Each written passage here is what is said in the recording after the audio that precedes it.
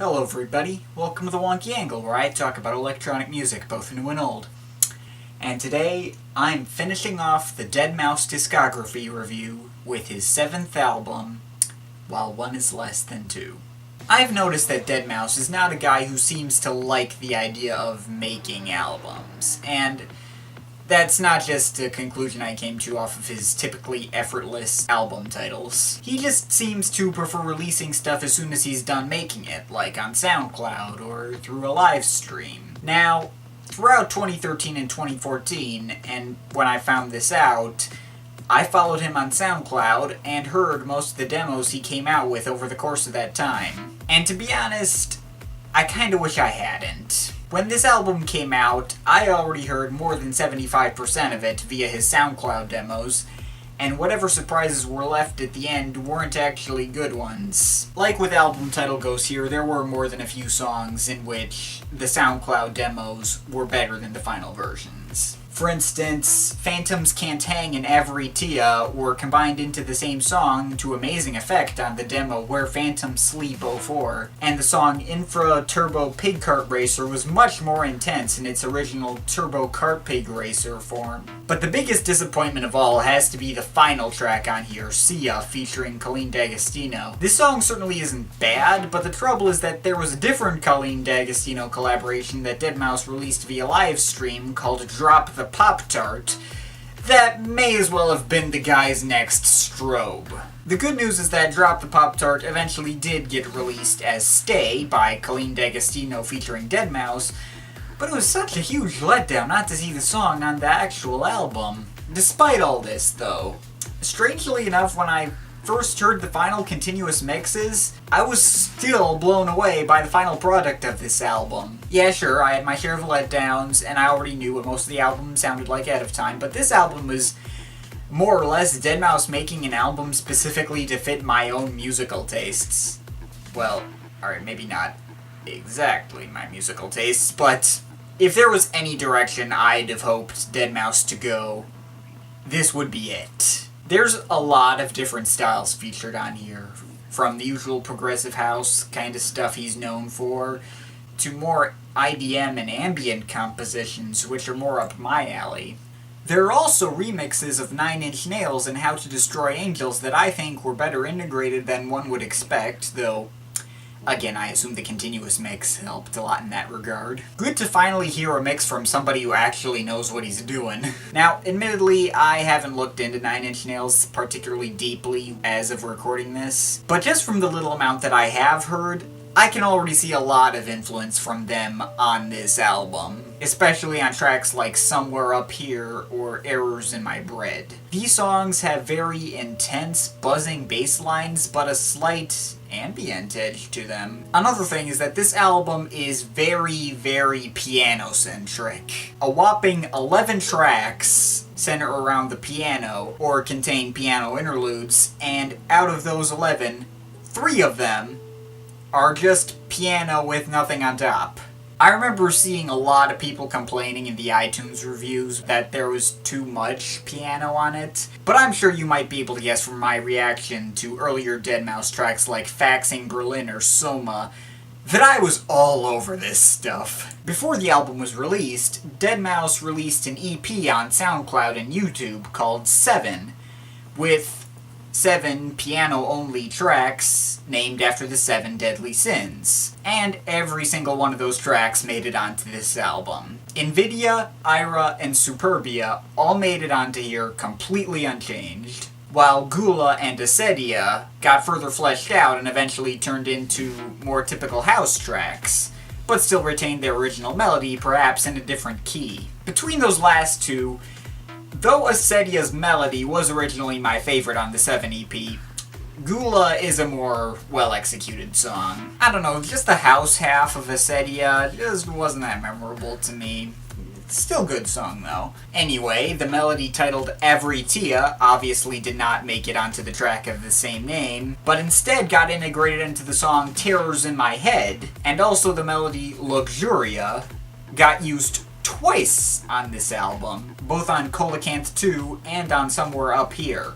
Now, this album's obviously a double album, And while the two discs of this album do have very similar aesthetics, they do feel noticeably different. The first disc features a lot of his more typical house and trance-ish kind of stuff, but even the banger tracks are much darker sounding than usual. For instance, Avaritia has a very bass-heavy and somewhat atonal drop, and My Pet Coelacanth is very glitchy and jerky, and while it is pretty catchy, it's certainly not of the random album title variety, if you get what I mean. Infra Turbo Pig Kart Racer is also pretty intense, and has kind of an Eric Prydz kind of feel to it.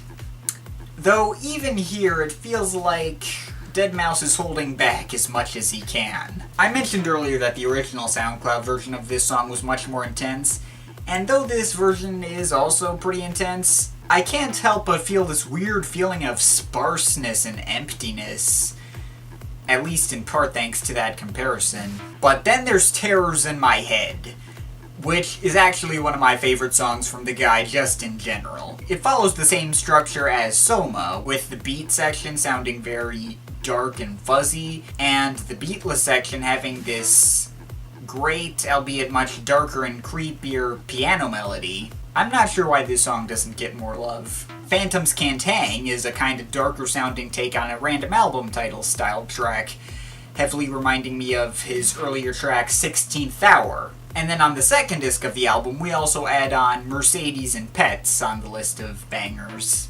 Mercedes is kind of like Infra Turbo Pig Kart Racer, but with a lighter and happier and also kind of cinematic bend to it. Not to mention just much more satisfying to listen to in general. It kind of reminds me of going on like a long car ride through the mountains or something. Meanwhile, Pets is the closest thing this album has to a random album style track, though, like Mercedes, has a happier and kind of cinematic feel to it. So that still leaves all the ambient compositions to talk about, and of course, this album has absolutely no shortage of those. Most of them are focused in the second half of the album, and since I personally tend to prefer the more ambient compositions to the typical house stuff, I found myself to personally enjoy Disc 1 a bit less than Disc 2.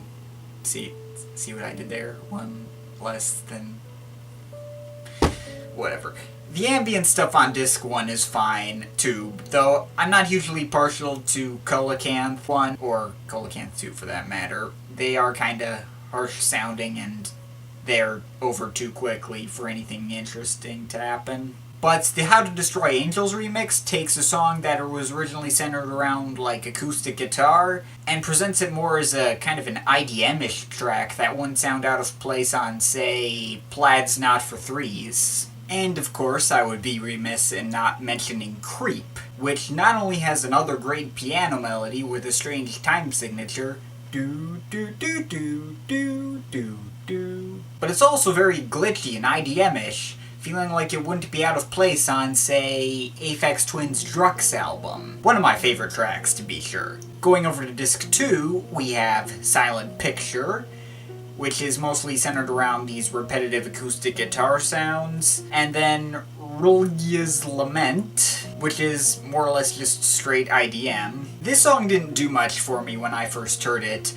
but it's improved a lot with repeated listens. It kind of reminds me of some of the stuff Deadmau5 was doing on Get Scraped. Bleed is very harsh sounding, and feels kind of like a beatless section on some earlier Sometimes Things Get Whatever style track of his, though not really any specific one in particular.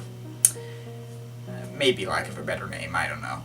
This one also kind of felt mediocre to me on first listen, and while it hasn't grown on me to the same extent as Rlyehs' Lament has, it definitely has grown on me a lot. Then there's the acoustic guitar ballad Monday, which is actually a really old Deadmau5 track from before even Get Scraped. It was originally on this compilation called Project 56, which was like this big collection of mostly drum and bass and some ambient tracks that were mostly under 2 minutes long, some of which eventually became tracks on Get Scraped. I think the original actually had Joel's vocals on it, but this version replaces it with this glitchy sounding and really subtle computerized voice that I think actually works better, especially in the context of the album. A Moment to Myself is another ambient slash piano composition, but this one is like some kind of epic build-up, and I fell in love with it immediately after one listen.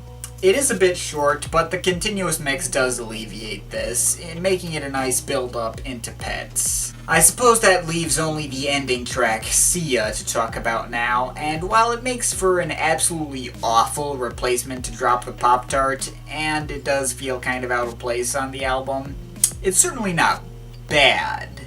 It's kind of a funkier disco-esque track, with some subtle glitchy noises thrown around all over the place, and it's pretty fun and enjoyable in its own right. But, I don't know, it just kind of makes for an anticlimactic and unsatisfying ending. Not really one of my favorites. I really shouldn't be imagining Drop the Pop-Tart in its place, as that's clearly not what Deadmau5 had intended. But this album would have been so much better had Drop the Pop-Tart been there instead of Sia. It wouldn't have felt out of place either. Oh well. Despite all this, overall, this is easily my favorite album from the guy, period. The first disc should quench the appetites of the guy's usual fans, and the second disc is a lot more like a film score, which might not be appealing to his usual fans. But it was definitely appealing to me. Are there things I would like to change about it? Yes, but they're few and far between. I think this is the only album from Deadmau5 that I would truly consider to be great. You know how Deadmau5 said he wanted to go back to making something along the lines of Get Scraped?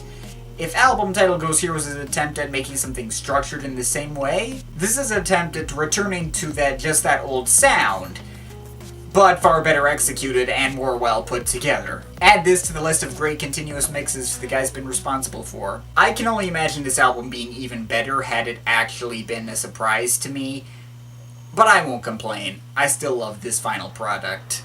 I'm overall feeling an 8.3 out of 10 on this. Favorite tracks: Avaritia, My Pet Coelacanth, Terrors in My Head, Creep, Somewhere Up Here, Phantoms Can't Hang, Gula, Invidia, Rlyehs Lament, Mercedes, Ira, Monday, A Moment to Myself, and Pets. And least favorite track...